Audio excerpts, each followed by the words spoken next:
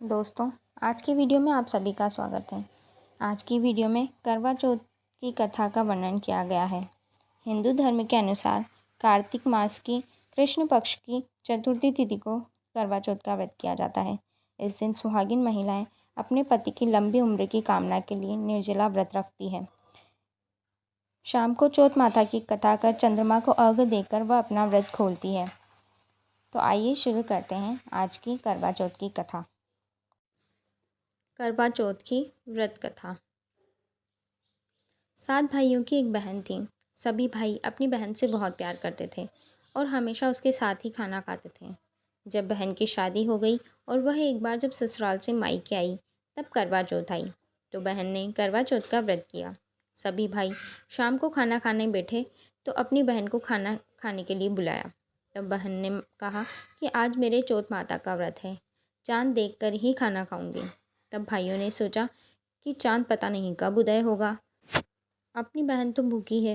उन सब ने उपाय सोचा और पहाड़ पर जाकर आग जलाई और उसके आगे चालनी लगाकर चाँद बना दिया और बोली कि बहन चाँद उग गया। अब अपनी भाभीियों से बोली, चाँद उग आया है। तो भाभियाँ बोली कि ये चाँद आपके लिए उगा है। वह भोली थी, नकली चाँद को अर्घ्य देकर भाइयों के साथ खाना खाने बैठ गई। उसने जैसे ही पहला ग्रास तोड़ा तो उसमें बाल आ गया, दूसरा तोड़ा तो उसमें कंकड़ आ गया, तीसरा ग्रास तोड़ा, इतने में उसके ससुराल से बुलावा आ गया कि लड़की को तुरंत ससुराल भेजो। जब माँ ने बेटी को विदा करने के लिए कपड़ों का बक्सा खोला तो उसमें भी सबसे पहले काला कपड़ा ही निकला। तब माँ बहुत डर गई।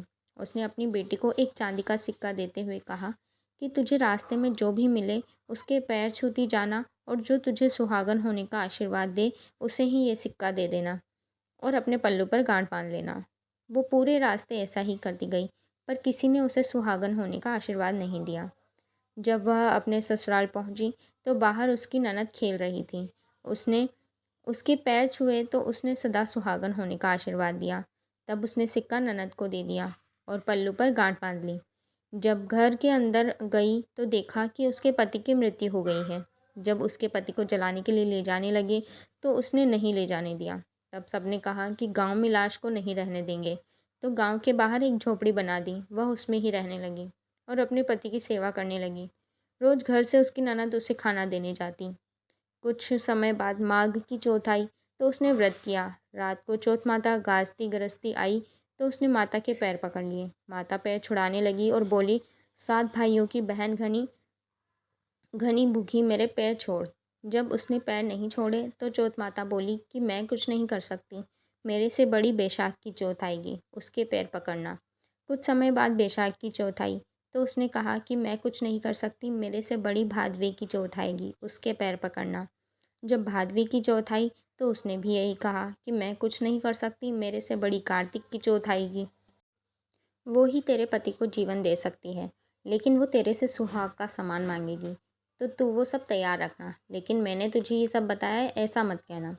जब कार्तिक की चौथ आई तो उसने अपने पति के लिए व्रत रखा। रात को चौथ माता आई तो उसने पैर पकड़ लिए। तो माता बोली, 7 भाइयों की लाडली बहन, घनी भूखी घनी तिसाई, पापिनी मेरे पैर छोड़। तब वो बोली कि माता, मेरे से भूल हो गई, मुझे माफ़ कर दो और मेरे पति को जीवन दान दो।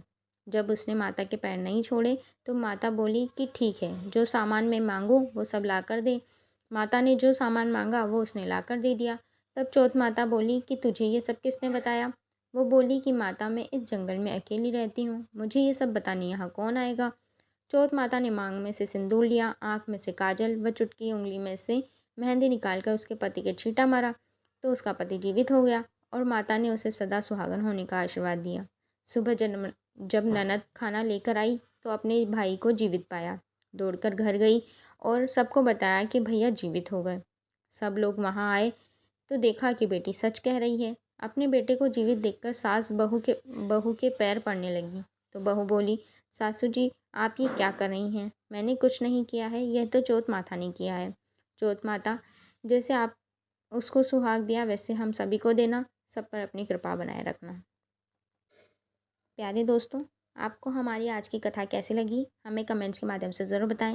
वीडियो अच्छी लगी हो तो वीडियो को लाइक करें। साथ ही हमारे ग्रंथों व पुराणों से जुड़ी जानकारियों तथा रोचक तथ्यों को जानने के लिए आज ही हमारे चैनल को सब्सक्राइब करें और ज़्यादा से ज़्यादा लोगों तक इसे शेयर कर जानकारियों को आगे बढ़ाएं। धन्यवाद।